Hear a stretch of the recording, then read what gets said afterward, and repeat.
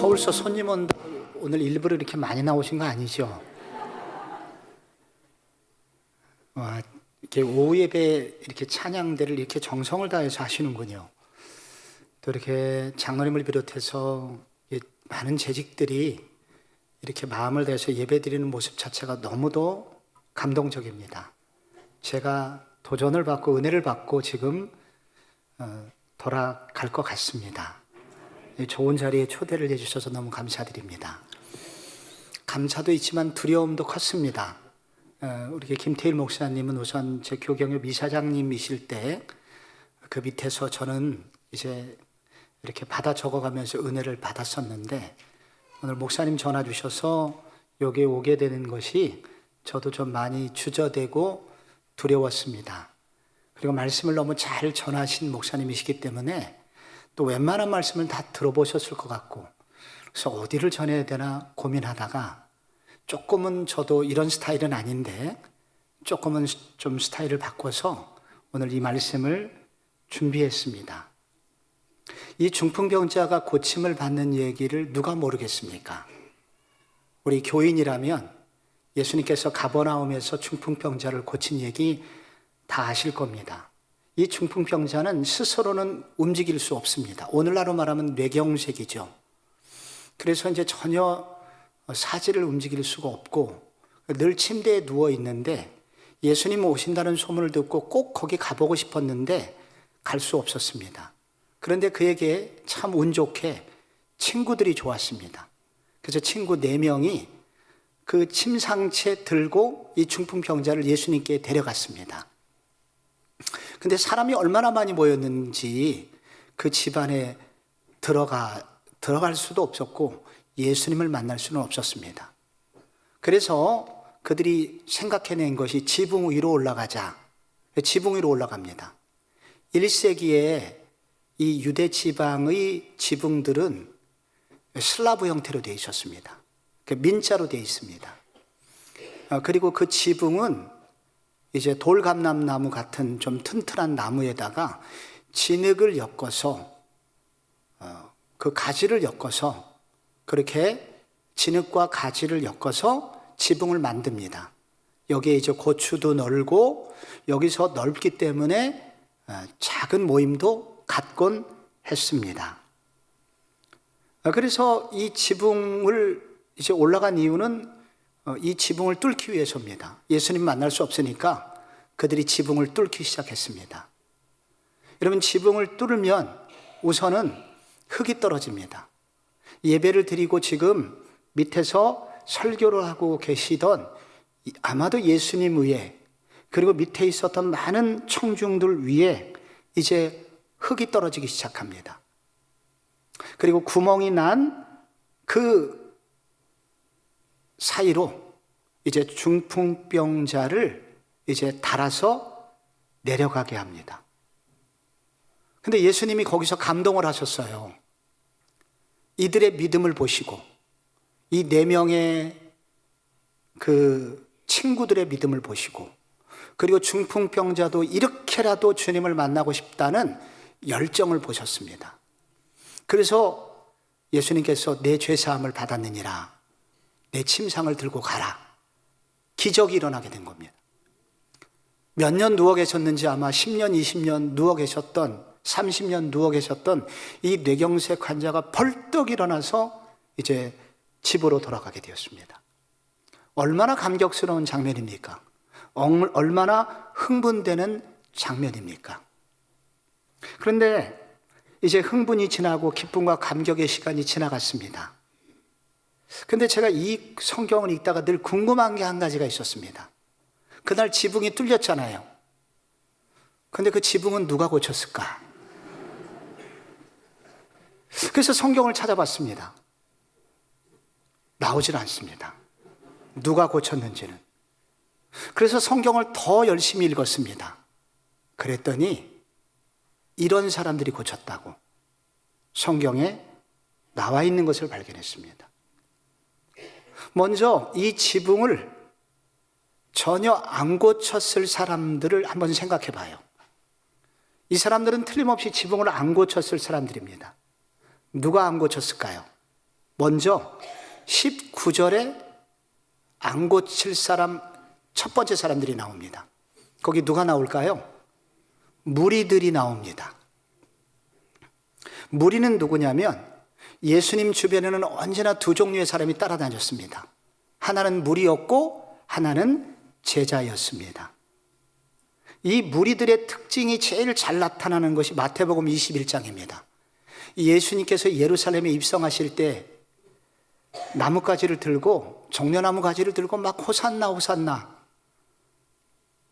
난리치면서 찬양을 했습니다. 다윗의 자손이 하면서. 그러다가 일주일 만에 빌라도 앞에서 내가 바라바를 놓아주랴, 예수를 놓아주랴. 바라바요, 바라바요. 예수를 십자가에 못 박으시오. 그래서 이들의 애정은 일주일, 최장 일주일 같습니다.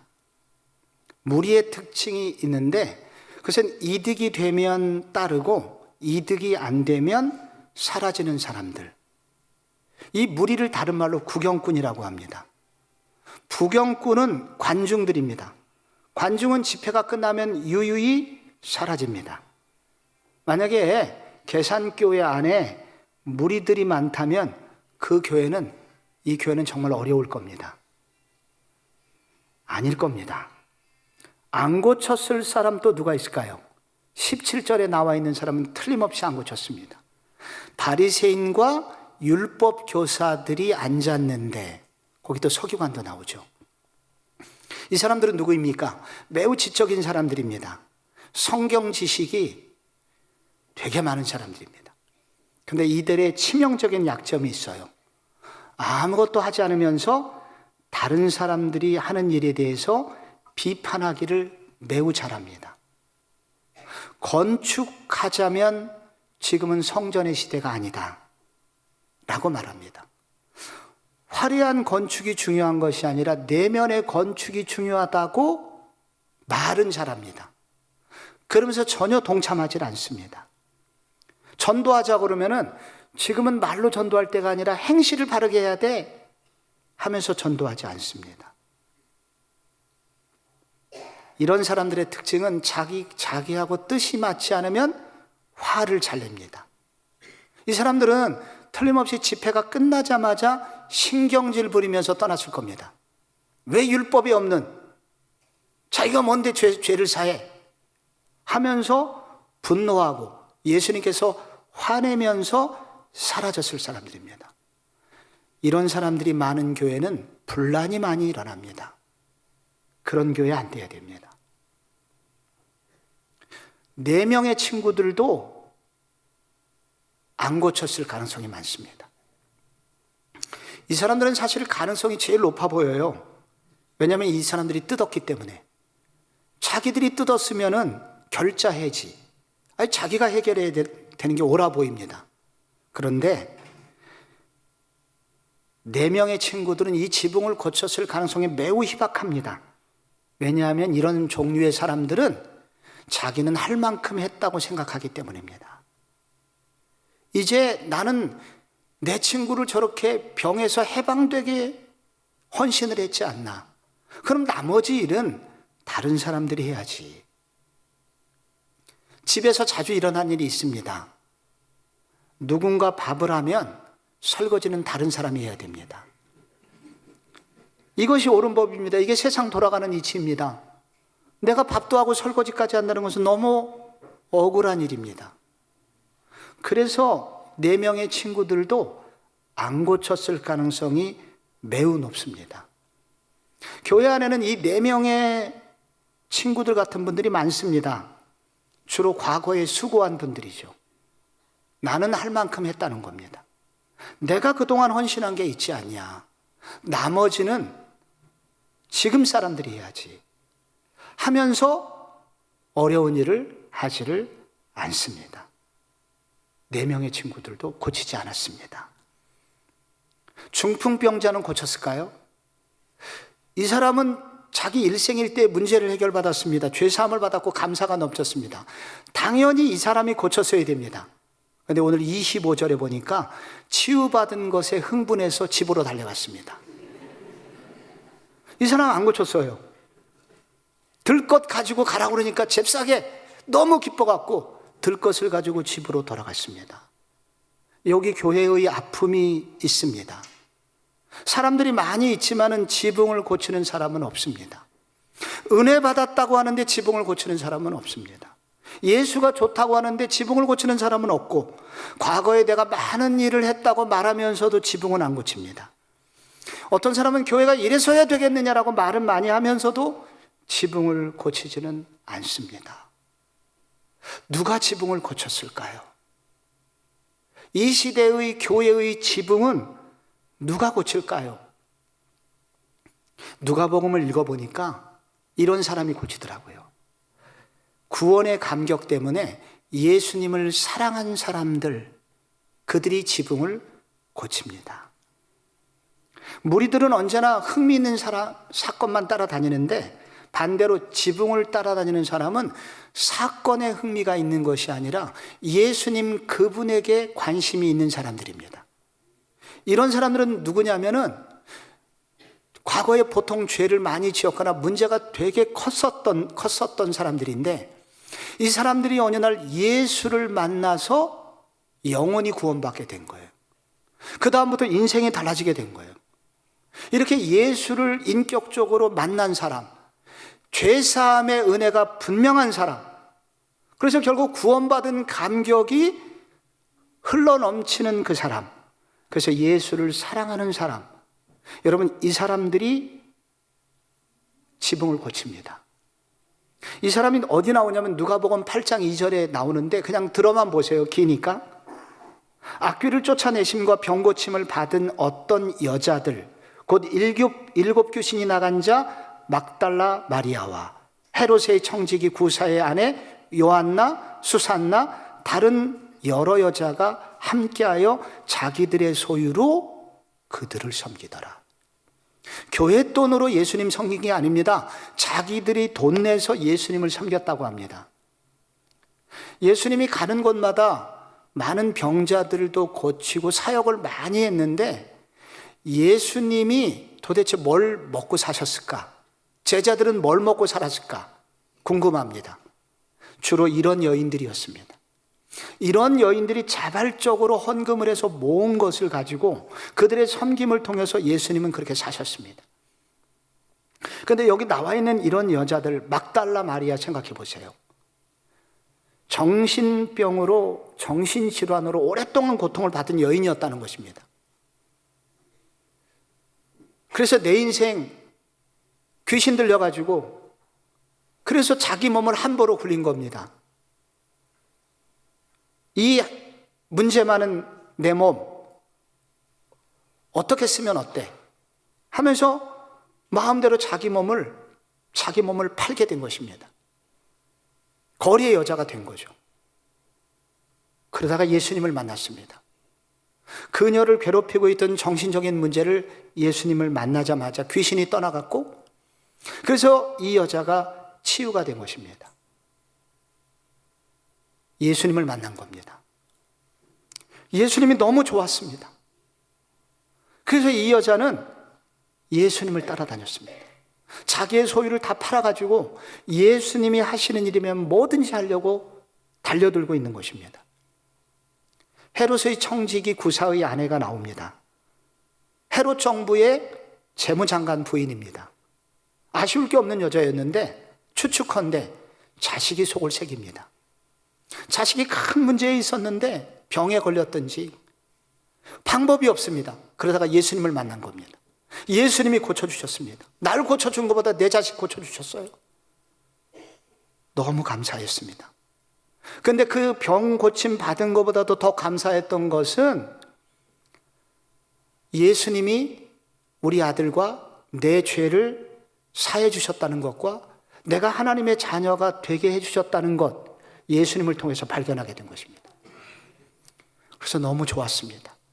그래서 예수님을 사랑하게 되었고, 그래서 자기의 소유를 팔아가지고 어쩌면 남편 몰래 예수님 사역하는데 따라다니면서 도와준 겁니다.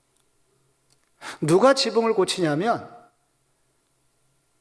자기가 죄사함 받은 것 때문에 예수님께 감사하고, 그리고 구원받은 그 감격 때문에 예수님을 사랑하는 사람, 여기 방금 읽었던 그런 여자들처럼 예수를 사랑했던 누군가, 그런 종류의 사람이 바로 지붕을 고쳤을 것입니다.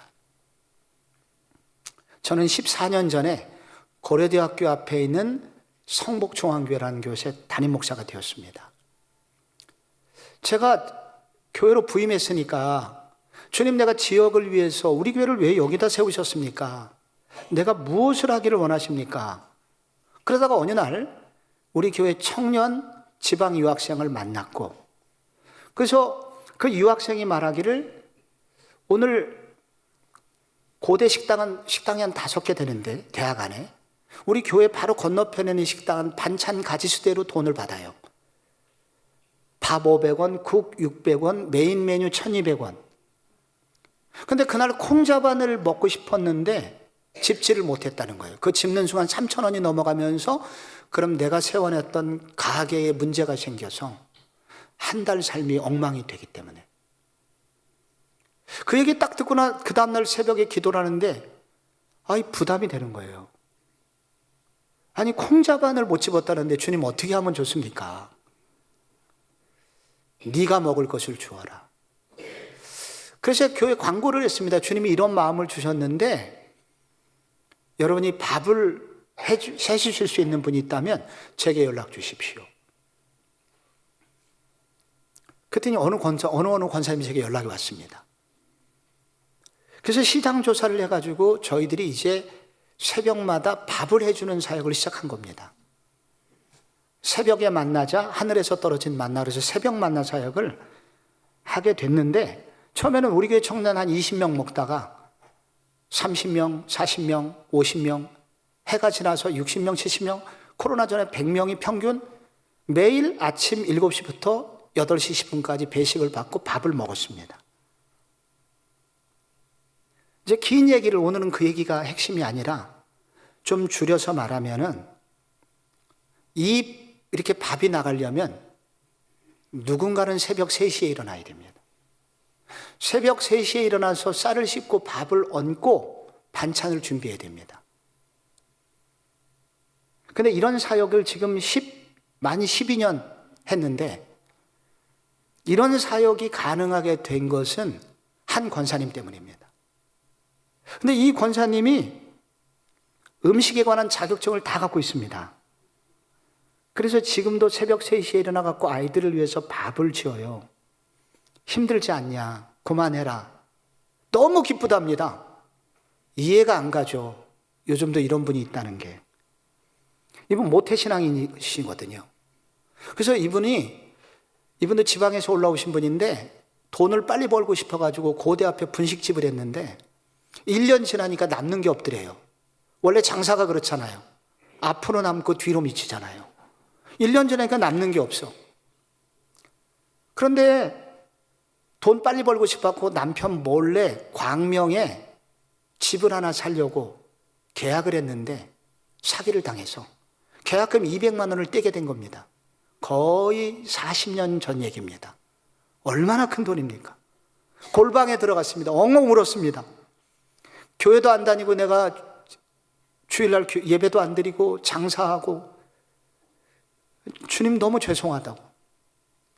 그러면서 막 회개 기도를 하고 있는데 야고보서 말씀을 주시더래요. 이런 말씀이 있잖아요. 내일 일을 위해서 너희가 내일 일을 알지 못하는도다. 너희 생명이 무엇이냐? 너희는 잠깐 보이다가 없어지는 안개니라. 말씀을 읽는 순간 눈물이 폭포처럼 쏟아집니다. 내가 주님의 은혜를, 주님께 예배드리는 거, 주님을 섬기는 거 외면하고 돈 버느라고 내가 미쳐 있었구나.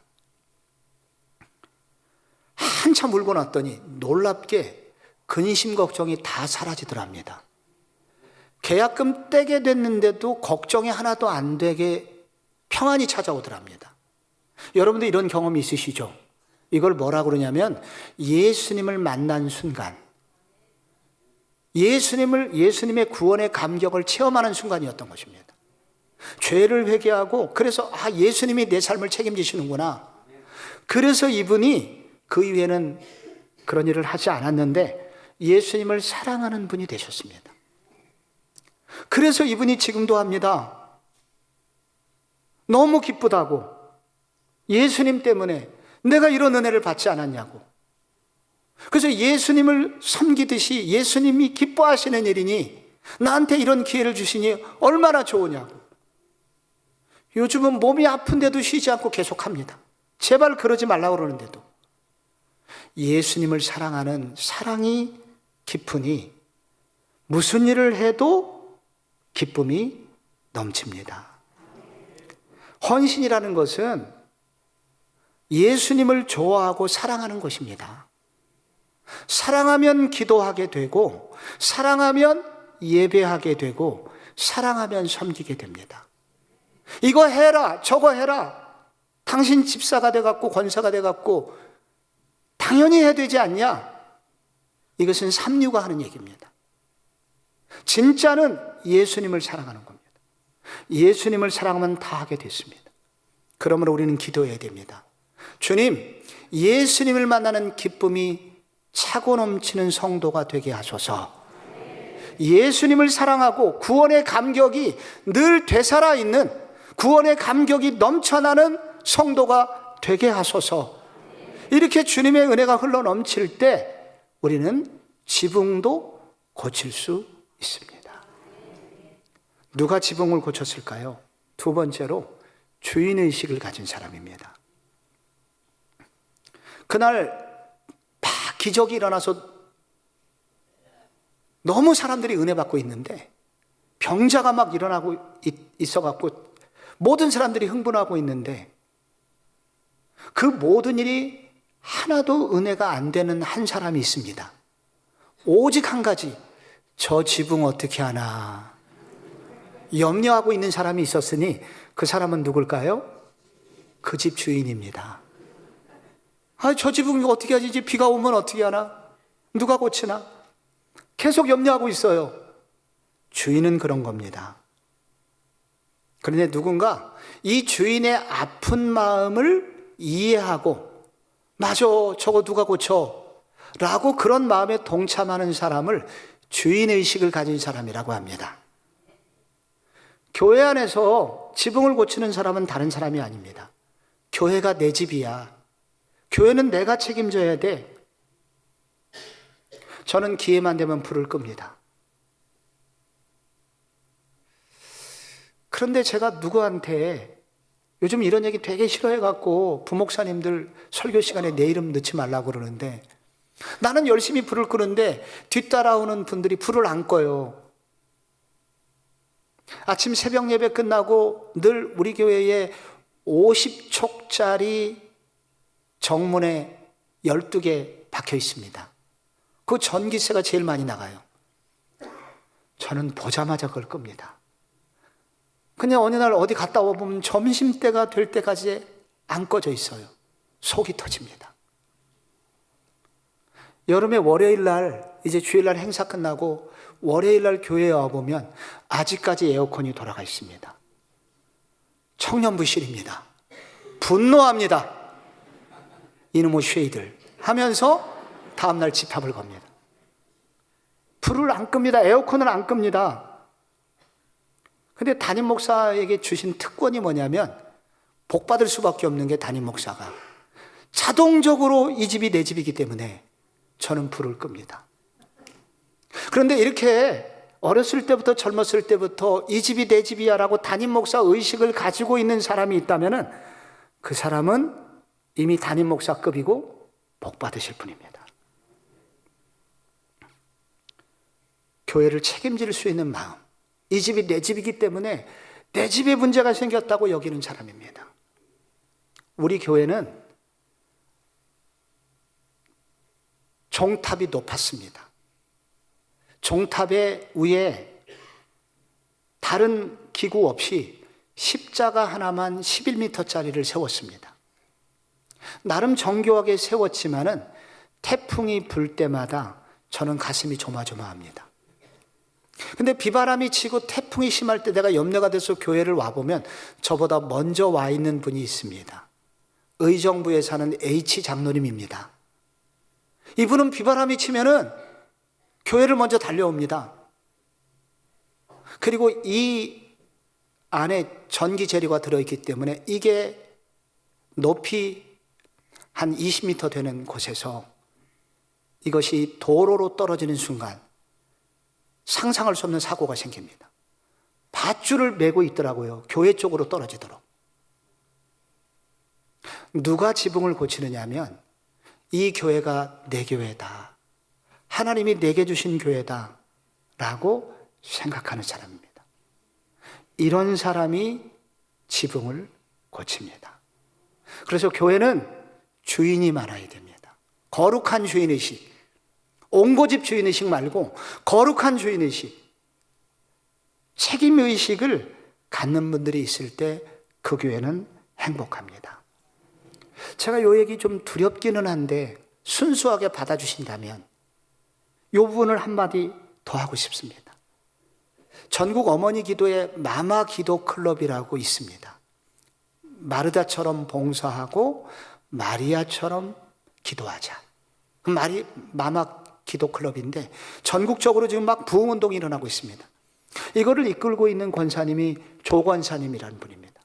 부산에서 6명이 같이 기도하다가 하늘에서 불이 떨어져 갖고 지금 여성 기도회가 부산을 막 불태우고 전국 이 도시 저 도시를 막 지금 불을 일으키고 있습니다. 그분하고 기도하면 기도가 막 절로 나옵니다. 근데 이분의 남동생이 있는데 남동생은 울산에 600명 정도 되는 교회에 부임하셨는데 지금 5,000명 모이는 울산 최대 교회가 되었습니다. 이 두 분 자녀들의 공통점이 하여튼 손만 대면 부흥이 일어나요. 궁금했습니다. 아버님이 장로님이시더군요. 부산의 어떤 고등학교 선생님이셨습니다. 작은 교회 재정부 장로님이었다고 합니다. 근데 한 번도 월급을 제대로 가져오신 적이 없답니다. 담임 목사님 월급 다 떼고 담임 목사님이 다른 헌금하고 합쳐서 그날 그 달에 월급이 제대로 들어가면 나머지를 교회 가져오셨다고 합니다. 집으로 가져오셨다고 합니다. 근데 나중에 보니까 그 자식들이 하여튼 무슨 일만 하면 부흥이 일어납니다. 제가 그분 얘기를 들으면서 느꼈던 적이 있습니다. 말씀이 떠올랐습니다. 하나님이 다윗에게 주신 말씀이 있잖아요. 네가 내 집을 짓겠다고 하느냐? 내가 네 집을 지어줄 거야. 너 내 집을 그렇게 사랑했니? 내가 네 집 책임질 거야. 거룩한 주인이 있어야 됩니다. 거룩한 주인의식이 있을 때, 거룩한 주인의식을 가진 재직들이 있을 때 그 교회는 안전하고 그 교회는 하나님이 주시고 싶은 축복을 쏟아부어 주시고 그 사람들 때문에 결국 지역까지 복을 받게 됩니다. 제가 마지막으로 누가 지붕을 고쳤을까요? 하나님 나라의 영광을 생각하는 사람이 지붕을 고칩니다.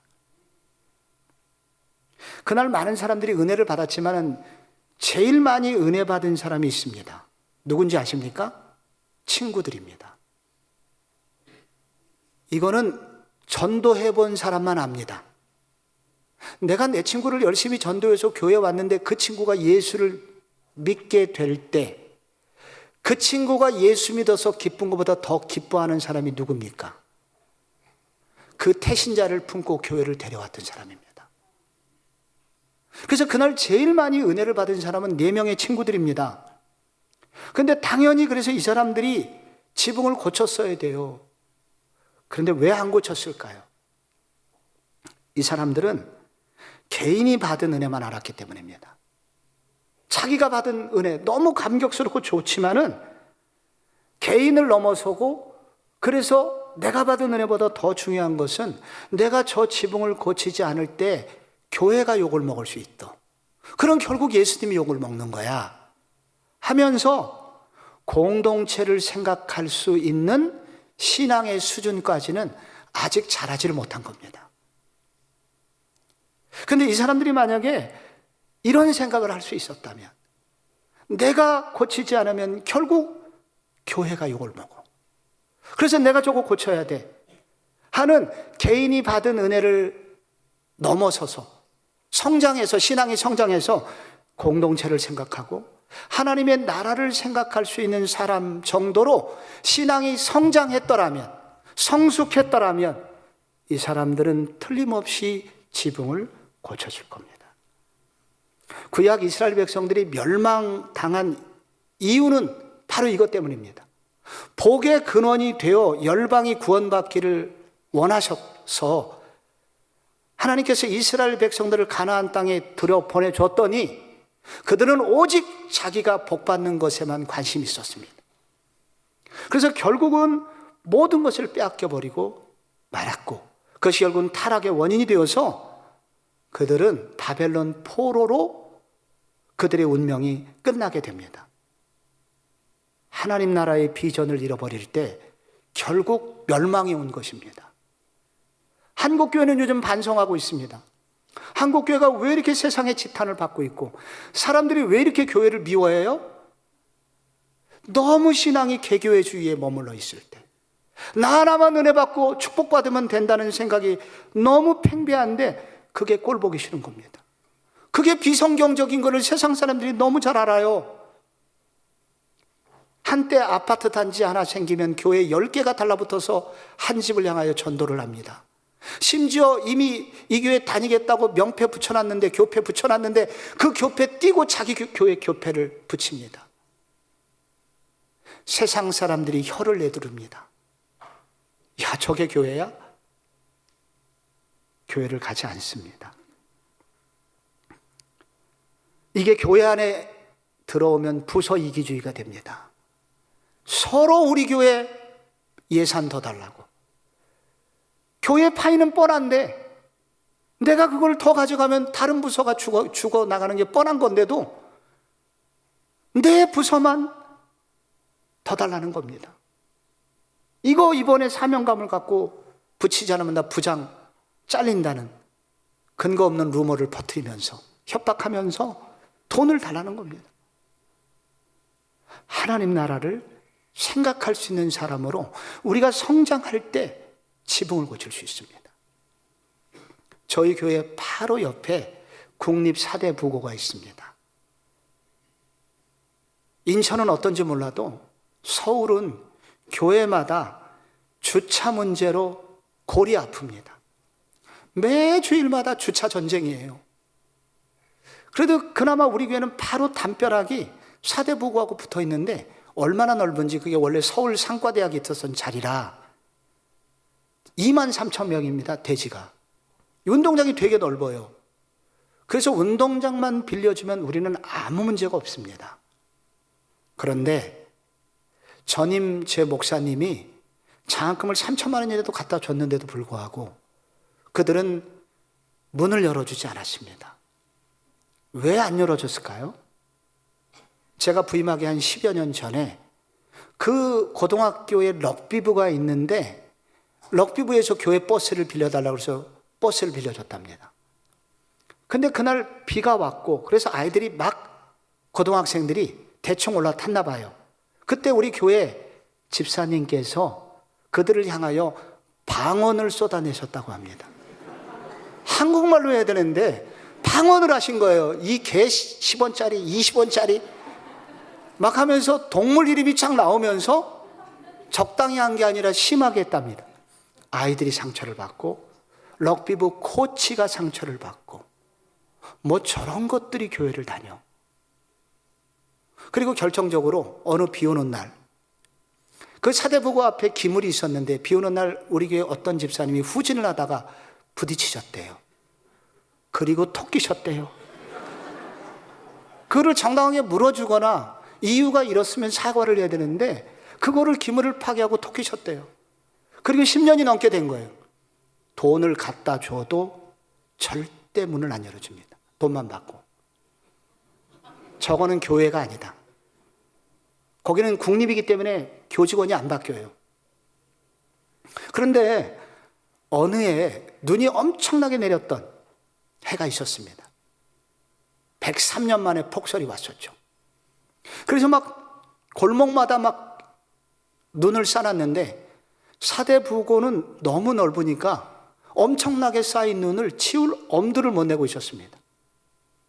그런데 교장 선생님이 안에서 보다가 행정실장을 불렀습니다. 저 사람들이 누구야? 보니까 불도저가 와갖고 눈을 치우고 있거든요. 알아보겠습니다. 알아보니까 우리 교회 장로님하고 안수 집사님께서 자기 돈 들여서 불도저를 빌려가지고 눈을 치우고 있었습니다.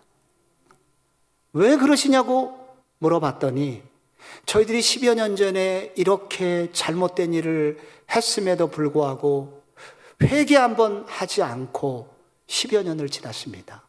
근데 이제 그분들이 그때 은혜를 좀 받으셨던 때예요. 요즘 은혜 받고 나니까 우리가 얼마나 잘못했는지 깨닫게 되었고 갚을 길이 없어 이렇게라도 하오니 용서해 주시기 바랍니다 라고 저분들이 얘기합니다. 행정실장님이 교장 선생님에게 알려줬습니다. 며칠 후 어떻게 알았는지 교장 선생님이 제게 전화를 주셨습니다. 목사님, 주차장 같은 거 혹시 안 필요하신가요? 왜 안 필요합니까? 제가 너무 흥분해갖고 저도 방언이 나오더라고요. Why not? 왜 안 필요하겠습니까? 너무 필요합니다. 그래서 저희 교회와 학교는 그 다음부터 서울시에서 가장 좋은 상생의 관계. 학교는 언제든지 우리 교회 본당 와서 행사를 하고 우리는 학교 운동장을 쓰고 지금도 사랑의 관계를 맺고 있습니다.